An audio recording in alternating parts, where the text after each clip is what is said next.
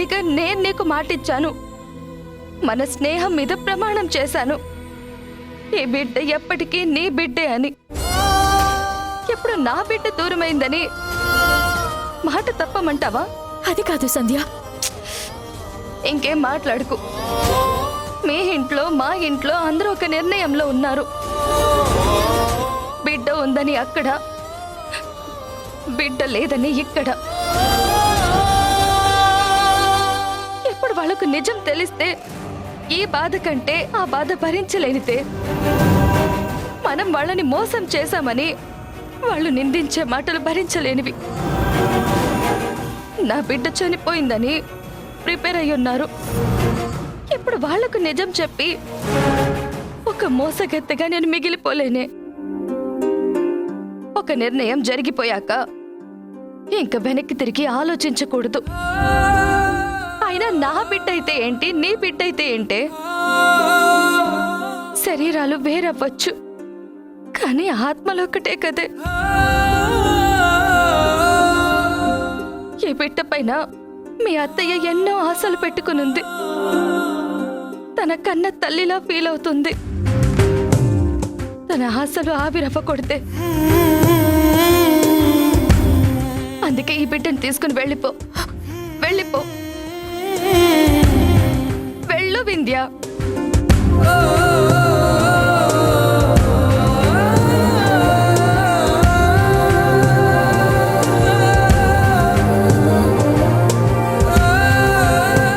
సంధ్య, అవసరాలు తీరిపోయాక అమ్మ నాన్నలని రోడ్డు పైన పడేసిన వాళ్ళున్నారు.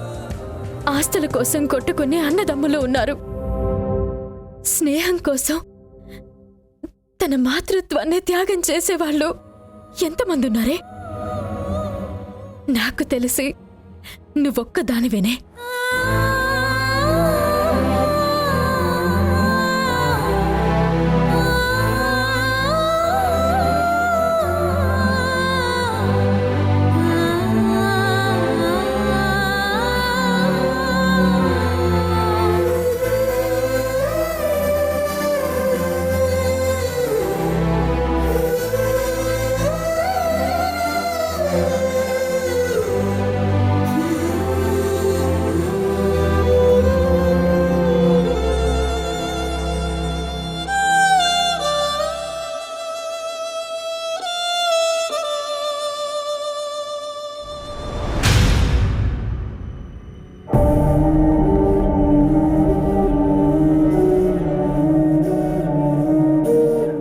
వదిలేవాణి, వింధ్య చిన్నపిల్ల.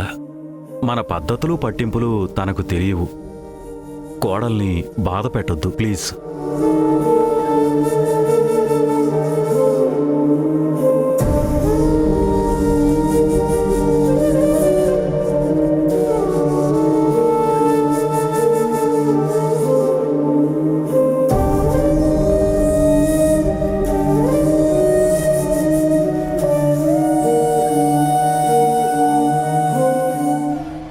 ఆగు ఆగు ఆగు ఆగు.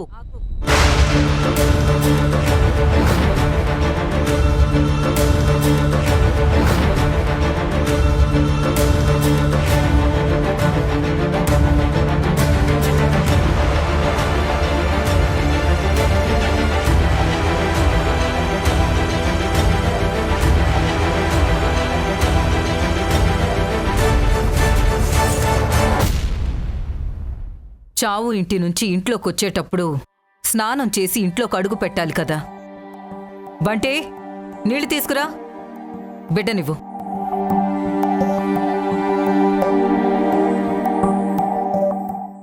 తీసుకోండి. పద.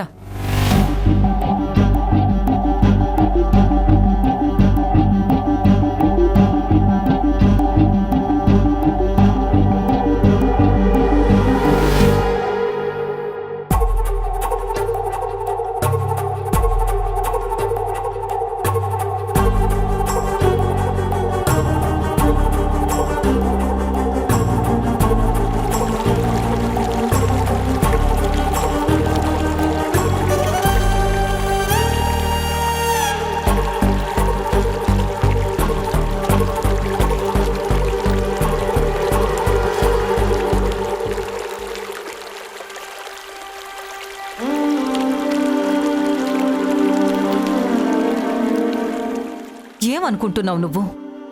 నా మాట కంటే నీకు ఆ సంధ్య స్నేహమే ఎక్కువ అంటావా? చూడు, ఇప్పుడు నువ్వు అంటే నువ్వొక్కదానివే కాదు, నా బిడ్డకి భార్యవి, ఈ ఇంటి కోడలివి, నీ బిడ్డకు తల్లివి. కుటుంబం అంటే పద్ధతులు, పట్టింపులు ఉంటాయి. ముందు వెనక ఆలోచించకుండా, ఎంత చెప్పినా వినకుండా ఆ చావింటికి వెళ్ళావు. ఇప్పుడు మైల పడిందే కాక నీ కూతురికి మైల అంటుకునేలా చేశావు. నీకంటే బుద్ధి లేదు. కనీసం ఆ సంధ్యకైనా ఉండాలి కదా. చూడు, సంధ్యకు జరిగిన దానికి నేను బాధపడుతున్నాను. సంధ్య అంటే నాకసలు కోపమే లేదు. కానీ నువ్వు సంధ్య కోసం చేస్తున్న ఈ పనుల వల్లే రోజు రోజుకి నాకు నీ మీద కోపం పెరుగుతుంది. నెలలు నిండిన అమ్మాయిని పొలిమేర దాటించొద్దు అన్నాను, కాని దాటించింది నీ ఫ్రెండు. పురుడు పోసుకున్న అమ్మాయిని గడప దాటొద్దు అని చెప్పాను, కాని నా మాటను కూడా జవదాటేలా చేసింది నీ ఫ్రెండు. చివరికి నీ స్నేహం వల్ల పసిపిల్లలకు కూడా అరిష్టం దాపురించే పరిస్థితి వస్తుంటే మౌనంగా కూర్చోవాలా? ఇప్పుడు చెప్తున్నాను విను. దురదృష్టవంతురాలైన సంధ్య నీడ నా మనవరాలిపైన పడ్డానికి వీల్లేదు. చెడు జరిగిన ఆ ఇంట్లో శవం ఎత్తుకున్న ఆ చేతులతో నా మనవరాల్ని ముట్టుకోకూడదు, నా మనవరాల్ని తాకకూడదు.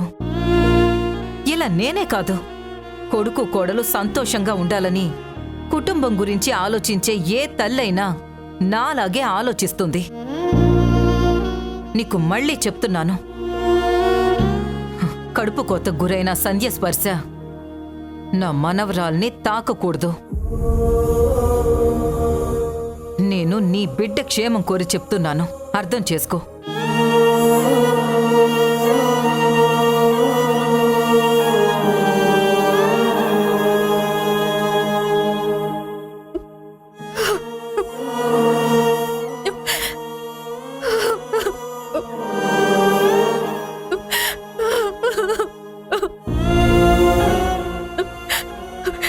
కన్న తల్లి నీడ కన్న బిడ్డకు శాపమా?